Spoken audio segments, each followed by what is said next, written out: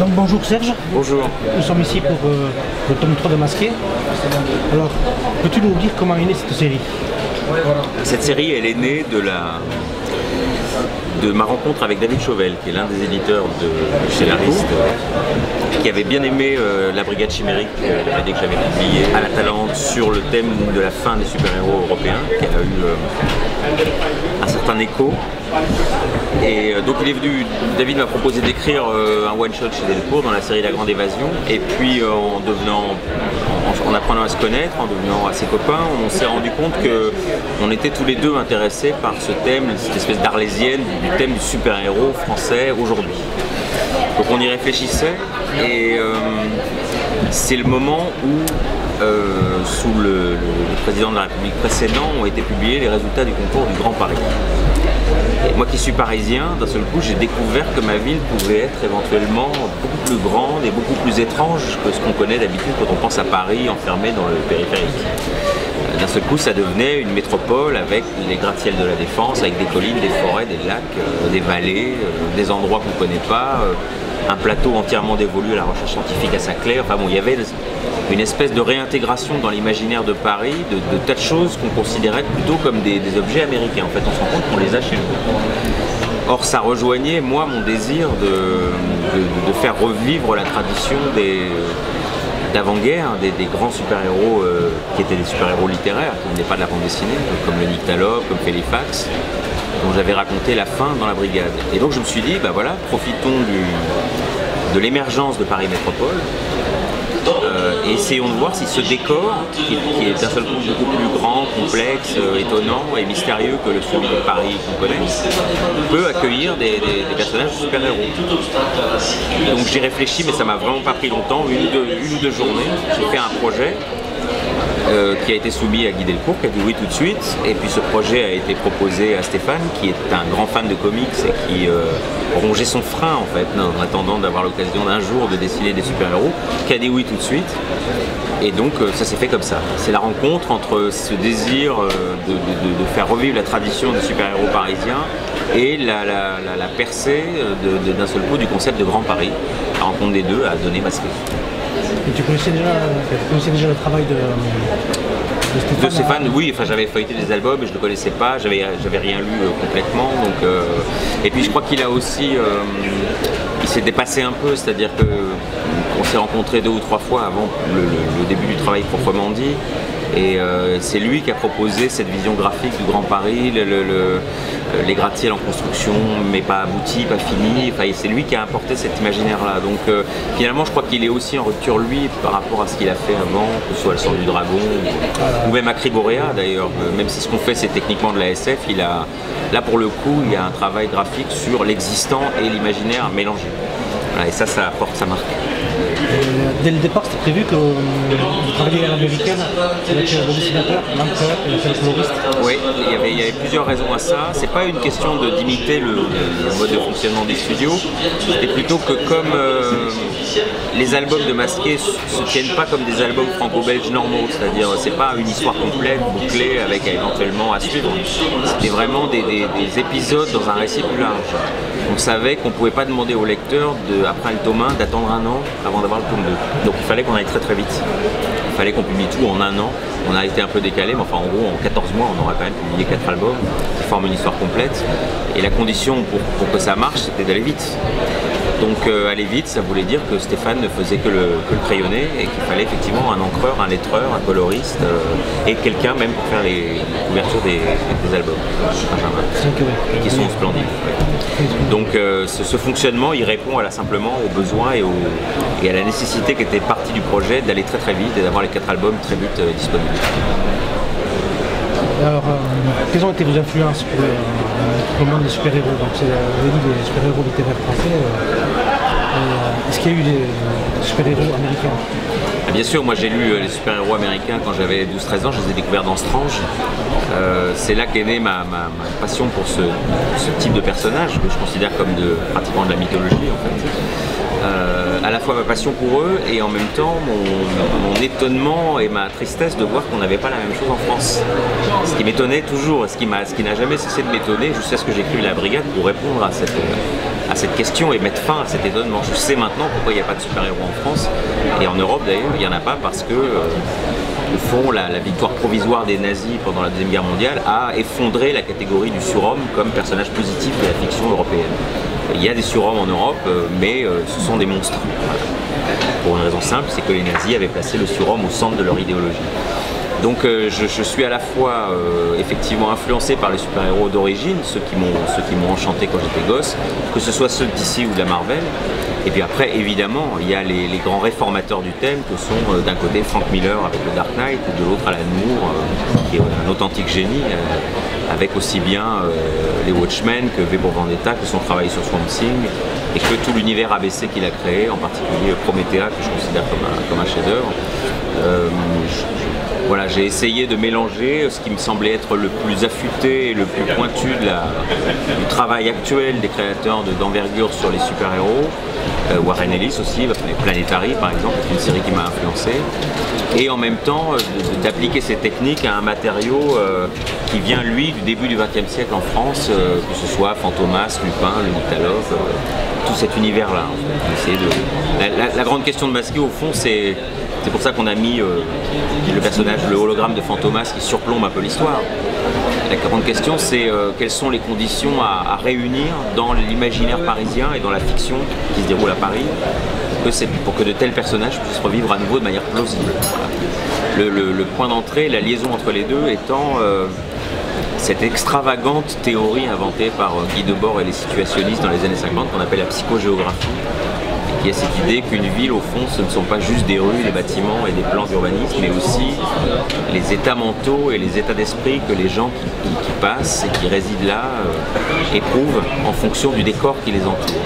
Si on agrandit ce décor, si on le rend plus étrange, les états d'esprit sont plus étranges aussi et la liberté d'imagination est plus grande aussi. Donc il y a une synthèse entre aussi bien le feuilleton populaire du début du XXe, les récits de super-héros classiques, les récits de super-héros postmodernes, à la Alan Moore ou Warren Ellis, et une certaine théorie intellectuelle française que les Américains appellent French Theory et que j'aime utiliser. Mais vous êtes écrivain aussi. Oui. Est-ce que vous auriez pu développer ce thème dans un roman plus facile dans la bande dessinée? J'aurais pas pu utiliser réellement le thème du super-héros parce que je pense qu'à partir du moment où les Américains se sont emparés à la fin des années 40, ils ont posé une équation. Le super-héros est une icône visuelle. Et c'est très difficile de se passer ou de ne pas tenir compte de cette préemption du thème par la bande dessinée. Raconter une histoire de super-héros en littérature, ça existe, ça se fait maintenant de plus en plus souvent. On peut bien sûr explorer des tas de choses sur le thème à travers la littérature, mais il manque la dimension iconique qui, moi, me plaît. En plus, je suis un écrivain qui voit, c'est-à-dire que même quand j'écris de la littérature, je vois les scènes comme si j'étais au cinéma. Et donc, si je pense à un personnage de super-héros, il faut que je le voie. Voilà. Donc, il fallait passer par la bande dessinée. Je pense que si j'avais uniquement traité le thème par la littérature, j'aurais pas abouti au même résultat. Et alors, qu'est-ce qui nous attend dans le tome 4 de Masqué? Alors, dans le tome 4 de Masqué, il nous attend d'abord un album un peu plus long, qui fait 54 pages. Je pense que Stéphane est au sommet de son art, c'est-à-dire que réellement, il y a une espèce de cap qui est franchi en termes de dessin. Il a fait un cheminement qu'on voit sur les 4 albums de l'esthétique franco-belge assez classique à quelque chose qui est réellement du comics européen. C'est assez impressionnant.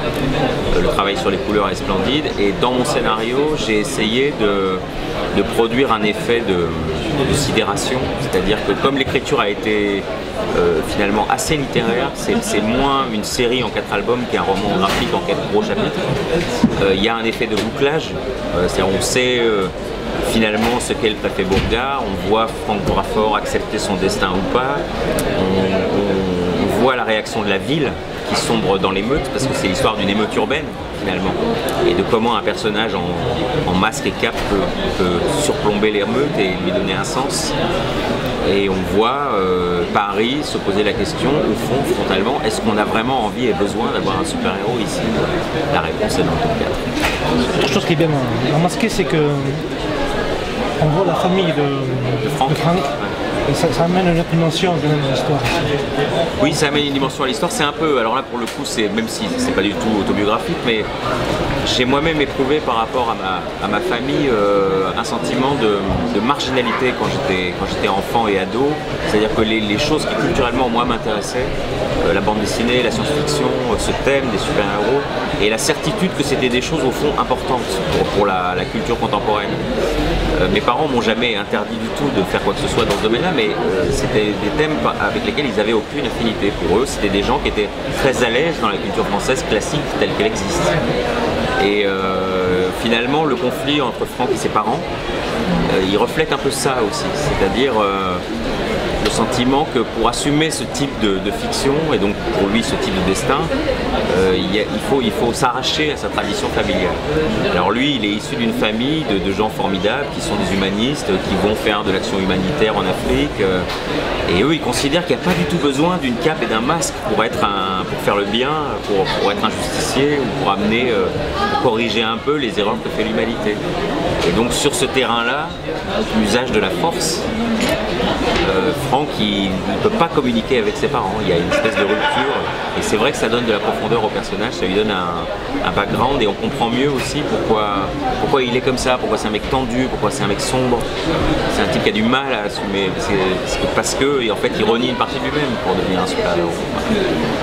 Et est-ce qu'il est prévu un second cycle Il est prévu un second cycle dont je ne sais pas encore s'il sera en 2, 3, 4 volumes, sans doute 3. Mais on l'exécutera un peu différemment. C'est-à-dire que là, pour le coup, la contrainte de vitesse, à partir du moment où l'univers de Masqué aura été exposé dans ces 4 premiers tomes, on n'est plus contraint d'aller aussi vite et c'est un soulagement pour Stéphane parce que je pense qu'il a quand même souffert de devoir dessiner autant en un aussi court laps de temps. Donc on va sans doute faire des albums plus longs et les travailler de telle sorte que chaque album, même s'il y aura un cycle, un arc, soit une fin en soi. Voilà. C'est qu'on le lise et qu'on dise ah, j'ai eu une histoire complète qui est satisfaisante, j'ai pas besoin d'attendre la suite pour en jouer. Donc moi je vais commencer à écrire dans 1 ou 2 mois et lui dessinera à partir du printemps. Et la Brigade Chimérique aussi, je crois, non, il n'y a pas un second cycle? Non, il n'y a pas de second cycle, mais il y a un spin-off qui sort en mars, qui s'intitule L'Homme truqué. Dans la Brigade, il ne pouvait pas y avoir de suite parce qu'on raconte la fin d'une histoire. Donc on a commencé par la fin, c'est une étrangeté. Et donc là, au contraire, on revient aux sources de l'univers chimérique en 1919, juste après la Première Guerre mondiale. On choisit d'un court roman de Maurice Renard qui est paru en 1919 et qui raconte l'histoire d'un soldat français qui est aveuglé par un éclat d'obus sur le front et qui est kidnappé par une organisation étrange. On comprend à demi-mot dans l'histoire que ce sont des bolcheviks qui lui greffe un appareil qui lui permet de voir l'électricité. C'est-à-dire on lui rend pas sa vision normale, mais on lui rend une vision paranormale, enfin scientifique. Il voit l'électricité, donc il ne voit plus les images que nous voyons, il voit les réseaux électriques, les flux sanguins. Et évidemment, c'est un personnage qui peut être un formidable personnage de super-héros, d'autant plus qu'il porte avec lui la mythologie des gueules cassées, du monstre, de l'impossibilité de revenir à la vie civile. Voilà, donc on s'est servi de cette histoire et de ce personnage pour traiter les débuts de l'univers chimérique. Et aussi, c'est une réflexion sur la vision. C'est-à-dire que une des grandes caractéristiques finalement du surhomme, en particulier ceux qu'on a créés, on s'en est rendu compte après, comme le nyctalope, c'est que ce sont des gens qui ne voient pas ce que les autres voient. Eux, ils voient différemment, ils voient dans le noir, ils voient à travers les apparences. Et donc l'album est aussi une réflexion sur la vision, sur l'esthétique. Jess, dans sa tentative de traduire les visions électriques du personnage, fait pratiquement du surréalisme et de la peinture abstraite. Et il y a des planches qui sont splendides, où on a l'impression de voir presque des tableaux de Dali. Voilà, donc c'est un travail comme ça qui sort dans 2 mois et on est impatient d'avoir la réaction du public parce que je pense que c'est une des meilleures choses que j'ai jamais écrites. Et vous reprenez-vous à la bande dessinée, j'ai lu ça, je crois. Parce que vous avez commencé par ça, je crois, non? J'ai commencé à une époque où, 13-14 ans, je ne distinguais pas entre bande dessinée et littérature. C'est-à-dire que je pouvais lire une nouvelle, un roman, une histoire courte en BD, une série. Pour moi, tout était pareil, ça, c'était des histoires. Et donc, quand j'ai commencé à écrire vers 17-18 ans, j'ai publié simultanément des histoires courtes en BD et des nouvelles. Et avec l'intention de faire les deux en fait. Et puis après j'ai arrêté mes études à un moment à 20 ans pour aller travailler comme libraire au Quartier Latin dans les toutes premières librairies Album. Donc j'étais vraiment très très impliqué dans cet univers-là, j'espérais percer en tant que scénariste. Et curieusement, c'est la littérature qui a marché en premier, c'est-à-dire que j'ai vendu un premier roman, puis un deuxième, et puis on s'est mis à m'en demander d'autres, puis j'ai eu des prix, et la presse m'a aussi ouvert ses pages, et du coup je me suis retrouvé à faire de la littérature à plein temps, et comme j'avais pas d'occasion d'aller explorer le monde de la bande dessinée, j'en suis resté là pendant une dizaine d'années. Et puis en 2000, Enki Bilal, qui avait bien aimé certains de mes romans, m'a demandé de l'aider à écrire le scénario de Immortel ad vitam, l'adaptation de La Foire aux Immortels, ce qui était un très grand honneur pour moi, parce que c'était une BD que j'avais lue à 13-14 ans, quasiment en transe. Et donc on a fait ce scénario, et du coup je suis revenu par là à la bande dessinée, de façon assez inattendue, par le cinéma. Et quand en 2004-2005 j'ai publié un recueil de nouvelles qui s'intitulait Le Livre des Ombres, c'est Jess qui l'a illustré, il a fait 50 dessins qui se trouvent à l'intérieur. Et mon éditeur La Talente m'a dit: mais tu connais Bilal, t'as vu que Jess aime bien ce que tu fais, est-ce qu'on pourrait pas réfléchir à créer une collection de bandes dessinées à La Talente? Et donc c'est comme ça qu'on a créé Flambant Neuf et qu'on a publié La Saison de la Couleuvre, Thomas Lestrange, et puis finalement La Brigade, qui a vraiment très bien marché. Voilà. Donc c'est vrai que pour moi c'est un retour à mes premières amours. J'en ai toujours rêvé. Pendant 10 ans ça m'a pas manqué parce que l'écriture était vraiment à plein temps et satisfaisante. Mais après le film avec Bilal, le plaisir de voir les images de ce qu'on écrit transformé en images était très fort, et j'avais vraiment très envie de revenir à B, donc je suis ravi de cette expérience. Vous avez d'autres projets en vue là Chez Delcourt, il y a plusieurs projets. Bon, donc il y a un album que m'avait commandé David Chauvel, un one-shot dans la série La Grande Évasion, qui est en cours de réalisation, qui je pense sera très très beau.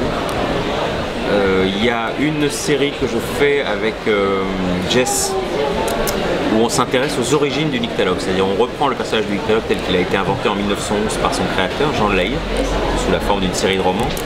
Et sans être complètement fidèle au roman, on reste quand même très proche d'eux, de façon à raconter la genèse du personnage, parce que on considère au fond que ce personnage du nyctalope, c'est le premier vrai super-héros moderne de l'histoire, et que c'est vraiment dommage que le grand public ne le connaisse pas sous une forme dessinée. C'est d'autant plus dommage que vraisemblablement les romans ne seront jamais réédités parce qu'ils sont très très mal écrits. Et donc ce personnage échappe à la culture française, et le mettre en bande dessinée avec une série à lui, c'est une manière de le signaler. Parallèlement à ça, je fais aussi un roman graphique, mais ce sera dans la collection de comics que crée Delcourt, Comics Fabrique. Un roman graphique en 4 ou 5 tomes avec Stéphane de Caneva, un dessinateur qui a déjà travaillé dans la série 7, sur le thème de la ville de Métropolis. C'est aussi un vieux fantasme que j'ai, un vieux rêve que j'ai l'intuition depuis des années d'une histoire que j'avais d'abord envisagée comme roman, et puis finalement j'ai pas pu l'écrire, c'était trop complexe. Et avec le recul et par le biais de la bande dessinée, c'est une chose que je peux canaliser. Donc il y aura ce roman graphique Métropolis avec Stéphane dans la collection. Voilà. Donc c'est les projets pour l'instant, c'est cela. Bon, mais merci beaucoup pour votre merci à vous. Participation. Merci. Au plaisir. Beaucoup de choses à voir.